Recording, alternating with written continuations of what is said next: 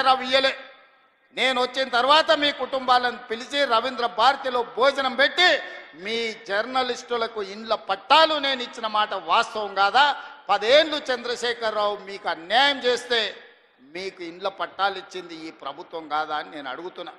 ఇవాళ గ్రూప్ 1 పరీక్షలు, గ్రూప్ 2 పరీక్షలు, గ్రూప్ 3 పరీక్షలు, ఇవాళ మీ ఉద్యోగాల కోసం ఈరోజు పరీక్షా ఫలితాలను ఇచ్చి ఈరోజు మిమ్మల్ని ఆదుకునే ప్రయత్నం చేస్తున్నాం కదా.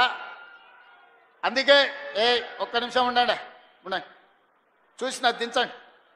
అందుకే ఈరోజు మీ సమస్యలను పరిష్కరించడం కోసమే ఈరోజు ప్రజాపాలన ప్రగతి బాటల పేరు మీద మీ ముందుకొచ్చి మీ దగ్గర నిలబడి మాట్లాడుతున్నాం.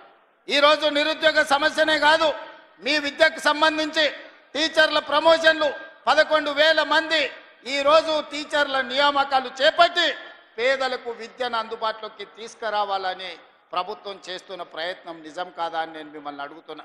మిత్రులారా, ఈరోజు రైతుల గురించి కానీ, మహిళల గురించి కానీ, విద్యార్థుల గురించి కానీ, నిరుద్యోగ యువకుల గురించి కానీ, తెలంగాణ సమాజంలో ఉన్న సమస్యల్ని పరిష్కరించడానికి పాత్రికేయ మిత్రుల నుంచి మొదలు పెడితే డాక్టర్లు, లాయర్లు, ఇంజనీర్ల వరకు ప్రతి ఒక్కరి సమస్యని పరిష్కరించడానికి ఈరోజు రాష్ట్ర ప్రభుత్వం ప్రయత్నం చేస్తున్నది. అందుకే ఆనాడు ధనిక రాష్ట్రంగా చంద్రశేఖరరావు గారికి అప్పచెప్పినాం. ఈరోజు దివాలా తీసిన రాష్ట్రంగా మా చేతికి అప్పచెప్పిండు. అందుకే మిత్రులారా, ఈరోజు ఈ సమస్యలు పరిష్కరించడానికి ఉన్నది ఉన్నట్టు వాస్తవాలను మీకు వివరించే ప్రయత్నం చేస్తున్నా. ఈరోజు రాష్ట్రానికి బడ్జెటు ఆదాయము తగ్గిపోయింది. బట్టి విక్రమార్క గారు పోయినసారి బడ్జెట్ 2,91,000 కోట్ల రూపాయలకు పెట్టిండు. కానీ వాస్తవంగా మేము గతంలో వేసిన అంచనాల కంటే తగ్గించి ఆర్థిక పరిస్థితి అబద్ధాలతో ఉండకూడదని బడ్జెట్ను తగ్గించే పెట్టినాం. అయినా అంచనాల మేరకు ఆదాయం రాలే. ఇవాళ మేము పెట్టిన బడ్జెట్ 70,000 కోట్ల రూపాయలు తక్కువతో ఈరోజు బడ్జెట్ ముగియబోతుంది మార్చి 31 తారీఖు నాడు. మరి ఇన్ని కష్టాలున్నా మీకు ఇస్తామన్న మాట ప్రకారం సంక్షేమ పథకాలను ఈరోజు అమలు చేసే ప్రయత్నం చేస్తున్నాం. అభివృద్ధికి అవసరమైన నిధులను ఈరోజు విడుదల చేస్తున్నాం. అభివృద్ధిలో భాగంగానే స్టేషన్ గన్పూర్కి ఈరోజు మీ విద్యకు ఇంటిగ్రేటెడ్ రెసిడెన్షియల్ స్కూల్స్ కావచ్చు, 100 పడకల ఆసుపత్రి కావచ్చు, మీ సాగునీటి ప్రాజెక్టు కోసం కావచ్చు, మీ ఇంటిగ్రేటెడ్ రెవెన్యూ డివిజన్ ఆఫీస్ కోసం కావచ్చు, మీ స్టేషన్ గన్పూర్ అభివృద్ధి కోసం కడియం శ్రీహరి గారు పెద్దలు అడిగిన ప్రతి మాట నిలబెట్టడానికి ఇవాళ 800 కోట్ల రూపాయలు మీకు మంజూరు చేయడమే కాదు, ఇంతకుముందు పెద్దలు కడియం శ్రీహరి గారు ఇదే వేదిక మీద నుంచి ఇంకో కొత్త చిట్టి మళ్ళా తీసి నా ముందల పెట్టిండు. కాగితాలు అక్కడ ఇచ్చిండు. కడియం శ్రీహరి గారు మొత్తం వినతి పత్రాలు ఇచ్చిండు. వారిని చూస్తేనే నాకు భయం అవుతుంది. వారు ఏ పైరవ అడిగారు, ఏ సొంత పని అడిగారు. వారు వస్తేనే నా ప్రజలకు ఏదో చెయ్యాలి, స్టేషన్ గన్పూర్కు నిధులు తీసుకుపోవాలని అడుగుతూ ఉంటారు. అందుకే వారంటే నాకు ప్రత్యేకమైన అభిమానం. ఇది ఈనాటిది కాదు, 20-25 ఏళ్ల నుంచి కడియం శ్రీహరి గారితో నాకున్న పరిచయం.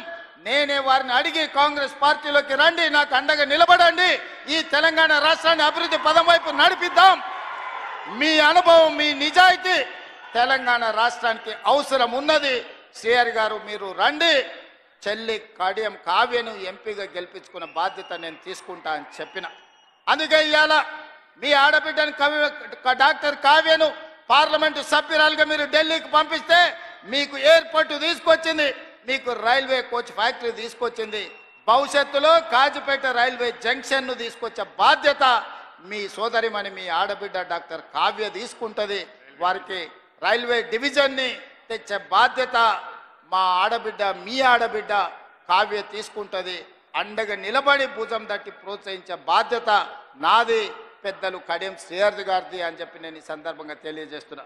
మిత్రులారా, మీ దేవాదుల ప్రాజెక్టు పూర్తి కావాలన్నా, శ్రీహరి గారు నా ముందు ప్రతిపాదించిన పనులను పూర్తి చేయాలన్నా, మీ స్టేషన్ గన్పూర్కి భవిష్యత్తులో నిధులను విడుదల చెయ్యాలన్నా మీరందరూ కలిసికట్టుగా శ్రీహరి గారి నాయకత్వాన్ని బలపరచండి.